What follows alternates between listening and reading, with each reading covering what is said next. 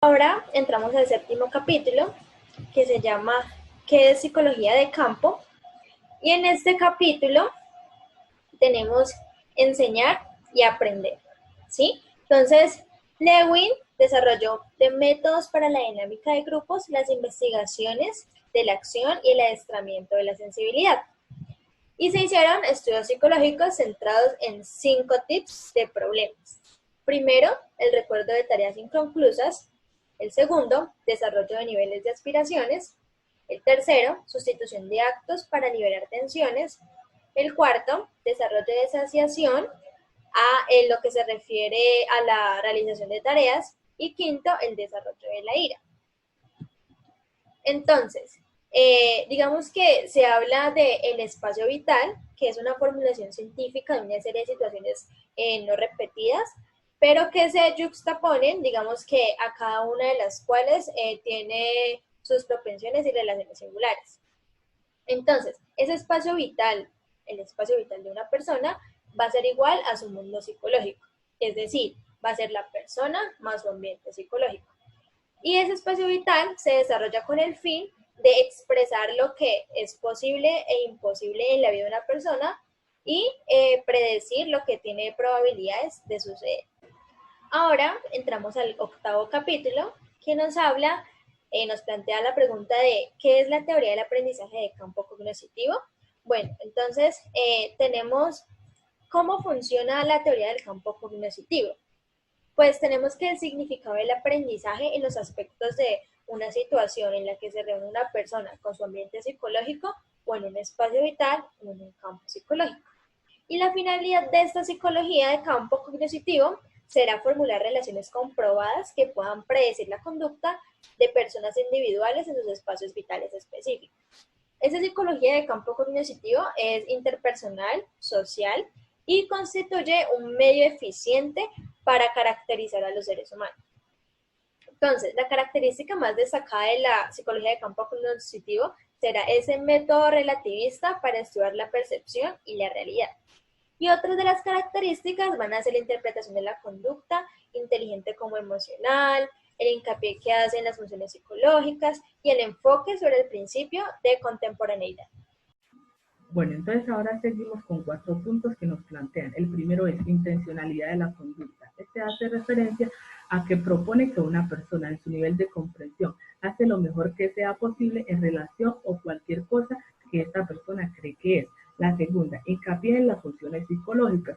El hincapié es el que hace en los eventos de las funciones psicológicas que contraste con los movimientos o los objetivos físicos. La tercera es hincapié en situaciones. Este es un estudio que se inicia siempre como una descripción o una situación como un todo. El cuarto es principio de contemporaneidad. Estos son los eventos psicológicos que se determinan en las condiciones que prevalecen en el momento en que se produce la conducta.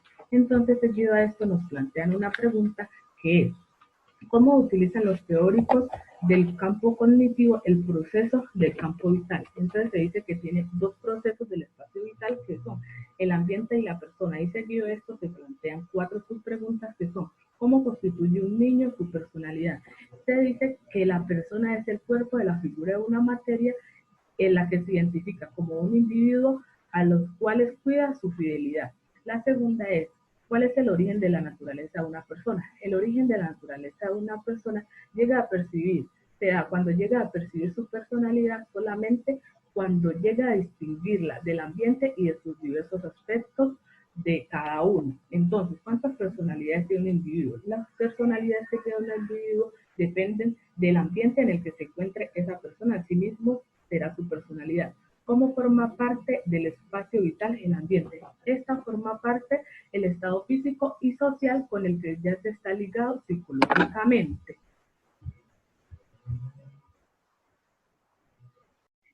¿Cómo pueden cambiar las estructuras cognitivas de los espacios vitales? Entonces se cambia mediante la diferenciación, generalización y la reestructuración. La diferenciación es la perspectiva del tiempo. Sabemos que el niño siempre vive en el presente y su perspectiva de tiempo, del futuro y del pasado es inmediata, pero cada vez que va creciendo, esta perspectiva del tiempo se va ampliando. Y la diferenciación entre lo imaginativo y lo realidad concreta es la siguiente. Por ejemplo, el niño cree en Santa, el niño cree en Dios, en el niño Dios, pero aún así cuando él va creciendo, él va haciendo esa diferenciación entre lo que es imaginativo y lo que es la realidad concreta. Cuando entiende que el niño Dios o Santa no es algo real, pero aún sigue pidiendo sus regalos o sigue creyendo en ellos, y gradualmente cuando va creciendo se va haciendo esa diferenciación. Ahora entramos a lo que son los espacios vitales. El primero, ¿qué es la generalización cognitiva? Este es el medio por el cual se formula una idea o un concepto genérico. Es decir, cuando un niño aprende que las hortalizas, las flores y los matorrales son plantas. En teoría, es el proceso mediante el cual se agrupa cierto número de objetos o funciones particulares bajo una categoría dada. Ahora bien, ¿qué es la reestructuración cognitiva? Es simplemente dar nuevos significados. A medida que la persona va aprendiendo, sigue diferenciando y sigue generalizando su medio ambiente y a sí mismo. Entonces, ¿qué relación tiene la inteligencia con el aprendizaje? Los psicólogos cognitivos definen la inteligencia como la capacidad para responder a las situaciones presentes sobre la base de la anticipación de las consecuencias posibles del futuro. ¿Qué es lo que quiero decir? El aprendizaje es simplemente el perfeccionamiento de la inteligencia y se relaciona porque hace referencia a un cambio.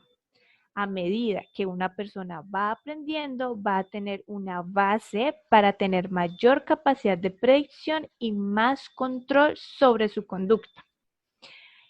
Ahora bien, ¿cómo difiere la conducta inteligente de la que no es? Los psicólogos del campo cognitivo consideran que una persona se comporta inteligente cuando actúa como si persiguiera una meta, ¿sí? Como si tuviera ciertas ideas respecto a lo que quiere alcanzar. Por otro lado, la conducta no inteligente se presenta cuando una persona se deja llevar así como un objeto inerte, cuando dice, no, pues que pase lo que tenga que pasar. Esas son las diferencias de una conducta inteligente y la no inteligente. Entonces, ¿qué es el hábito? El aprendizaje es una formación de hábitos. No es simplemente un acto que se repita automáticamente, tan solo porque se haya repetido varias veces en el pasado, sino que es una acción fluida, efectiva y eficiente. ¿Qué quiero decir? Nosotros sabemos qué actos nos van a conducir a determinados resultados. Y por esto es que un hábito nos permite comportarnos inteligentemente. Entonces, ¿qué significado tiene la psicología del campo cognitivo en situaciones de enseñanza? Aquí simplemente es que el maestro debe ser el centro de atención de cada estudiante para poder promover un aprendizaje significativo en cada uno de ellos. Bueno, entonces ahora continuamos con el noveno capítulo que nos plantea la siguiente pregunta. ¿Cómo se transfiere el aprendizaje a nuevas situaciones? Entonces, seguimos con ¿por qué es problemática la transferencia? Se dice que estos son problemas subordinados, los cuales se hacen las preguntas de cómo ayuda el aprendizaje actual, cómo afecta de que los jóvenes aprendan en la escuela. Esto se dice que afectan las distracciones, problemas de atención, etc. También dice que tiene el aprendizaje escolar un efecto como debería, entonces se dice que en estos momentos la del aprendizaje sí tiene un efecto como debería, pero que debe de siempre haber unos reforzadores para ello. Entonces dice, ¿qué implica la disciplina mental? La disciplina mental implica las dificultades intelectuales que pueden darse por la cultura mediante un ejercicio juicioso. De acuerdo a este nos plantean 3 preguntas, donde la primera es, ¿cómo define el aprendizaje de los partidarios de la disciplina mental? Entonces se dice que la disciplina mental es considerada como una sustancia o facultades pertenecientes, latentes, hasta que se ejerciten.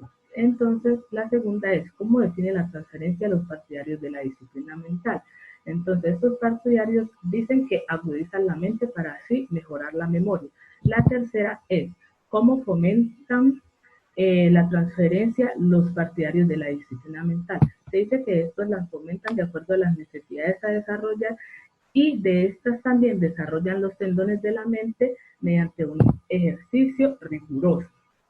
Entonces seguimos con ¿qué es la relación, la percepción con la transferencia? Entonces dice que hay dos tipos de asociacionismo que son asociacionismo mentales antiguos y los asociacionismo fisicalistas. De acuerdo a esto nos plantean tres preguntas, las cuales son: ¿cómo define el aprendizaje los apercepcionistas? Estos dicen que el aprendizaje es un proceso de relaciones nuevas de ideas o de estados mentales en un conjunto. La segunda, ¿cómo define explícitamente la transferencia los apercepcionistas? Se dice que estas lo definen de acuerdo a estados mentales que se han estado acumulando durante las experiencias vividas de cada persona. ¿Cómo fomentan la transferencia los apercepcionistas? Se dice que estos constituyen una masa perceptiva de sus alumnos. Entonces, la siguiente pregunta que nos plantea son: ¿por qué se realiza el conexionismo en elementos idénticos? Se dice que esto facilita al lenguaje en una segunda situación, lo cual, seguido a esto, nos plantean: ¿cómo define el aprendizaje los conexionistas? Estos dicen que son las doctrinas de que todos los procesos mentales consisten en la función de conexiones nativas y adquiridas, es decir, que la persona puede nacer con unas condiciones tanto del lenguaje y también puede adquirirlas de acuerdo a su proceso de formación y su desarrollo mental. Bueno, ¿cómo definen los conexionistas la transferencia del aprendizaje? Para los conexionistas, lo que aprendemos es básicamente un grupo de reacciones. Aprendemos a responder a un estímulo dado de respuesta y respondemos si el estímulo es igual. Entonces, ¿qué implica el condicionamiento operante de Skinner en relación a la transferencia del aprendizaje? Implica la relación del estímulo y la respuesta, que es algo conductista, que viene siendo un comportamiento observable y manipulable. Entonces, ¿cómo define Skinner el aprendizaje? Él define el aprendizaje simplemente como un cambio de las probabilidades de que se emita una respuesta o un tipo dado de respuesta, lo que alude al reforzamiento. Simplemente hace aumentar las probabilidades de que se presente una respuesta o un tipo dado de respuesta. Por eso nos hacen la pregunta siguiente de ¿qué es la transferencia en el condicionamiento operante? La transferencia es simplemente un aumento de probabilidades de que se produzca una respuesta o cierto tipo de respuesta. Por eso tenemos el reforzamiento condicionado, que se presenta un nuevo estímulo y ese nuevo estímulo es reforzado por un estímulo anterior. Luego tenemos la inducción, que se divide en dos. La primera es la inducción de estímulos, que es un proceso mediante el cual un estímulo adquiere o pierde la capacidad de provocar una respuesta. El segundo es la inducción de respuestas, que es el proceso mediante el cual se modifican las probabilidades o rapidez de una respuesta que comparte prioridades con otras. ¿Cómo llegaron a ser las generalizaciones la idea fundamental de la transferencia? Para saber eso, primero nos debemos hacer la pregunta de ¿cómo se aprenden las generalizaciones? Judd reconoció dos tipos de niveles posibles del aprendizaje. El primero, el aprendizaje de memoria por rutina, que es de poco valor, y el segundo, que es los conocimientos generalizados con muchas asociaciones, que ese es de gran importancia. Entonces, debemos saber cuál es la teoría de generalización de la transferencia. Una generalización es un enunciado o una comprensión de relaciones. Para Judd y los teóricos contemporáneos de la generalización y la transferencia, ellos consideran que la transferencia es automática. ¿Cómo ven la transferencia los psicólogos del campo cognoscitivo? Los psicólogos del campo cognoscitivo creen que la transferencia del aprendizaje se produce debido a las similitudes perceptuales entre situaciones, es decir, el medio lo debe preparar para ello. Por eso creen en 4 movimientos psicológicos que se presentan simultáneamente en la vida de las personas y que gracias a eso se genera el aprendizaje, que simplemente es un cambio en los conocimientos, las capacidades, las actitudes, los valores y las creencias. El aprendizaje se produce por medio de las experiencias y es resultado de ellas. El 10º capítulo. ¿Qué principios de aprendizaje aceptan comúnmente los psicólogos? ¿Cómo se puede mejorar la motivación para aprender? Uno de los principios y dispositivos de aprendizaje más importantes. La motivación juega un papel crucial en la conducta humana y en el trabajo académico del alumno. Existen dos tipos de motivación. Por ejemplo, la intrínseca. Juanito se lava la cara porque le gusta sentir su cara limpia, o Juanito estudia medicina porque le gusta la bioquímica, porque le gusta ayudar. Está satisfaciendo las razones de su aprendizaje. Y la motivación extrínseca, Juanito es administrador de empresa porque su papá tiene una empresa y él debe seguir o debe heredar esa empresa. O Juanito ganó el examen para que su papá se sintiera orgulloso. Las razones de su aprendizaje están por fuera de su propio aprendizaje. ¿Cómo se puede mejorar la motivación para aprender? Dice que el papel que desempeña el éxito es experimentar el fracaso. Y los exámenes son una fuente de motivación. Más que todo van relacionados al papel universitario.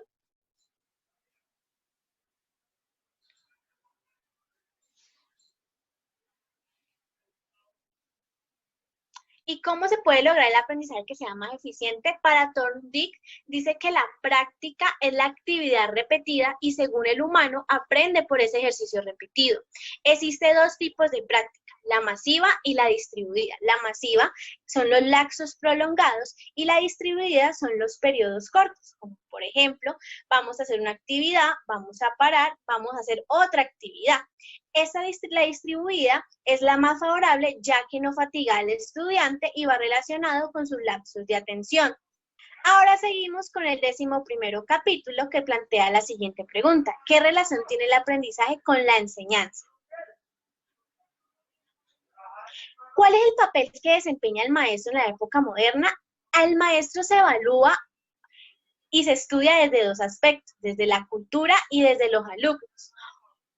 Desde la cultura vemos el docente arquitecto, el docente conservador y el docente líder. El docente arquitecto es el que debe seguir el estudiante sus mismos ideales o sus mismos valores. Por ejemplo, que si yo pienso de una manera, mis estudiantes deben pensar de esa manera. El conservador, como dice su nombre, debe seguir conservando esa cultura. Y el líder es el que modifica la cultura a través de la innovación e investigación. En cuanto a los alumnos, existen los docentes autoritarios, tolerantes y democráticos. El autoritario es el que el alumno depende del docente. Por ejemplo, una clase magistral solamente, o sea, que el docente llegue y dé su clase y no pone a pensar al alumno, no pone a construir su pensamiento. El tolerante lo deja son un poquito más independientes, pero aún así requieren de la ayuda de él y suelen ser muy inseguros. Y el democrático es el que comparte y motiva al estudiante a la innovación y a que construyan ese pensamiento.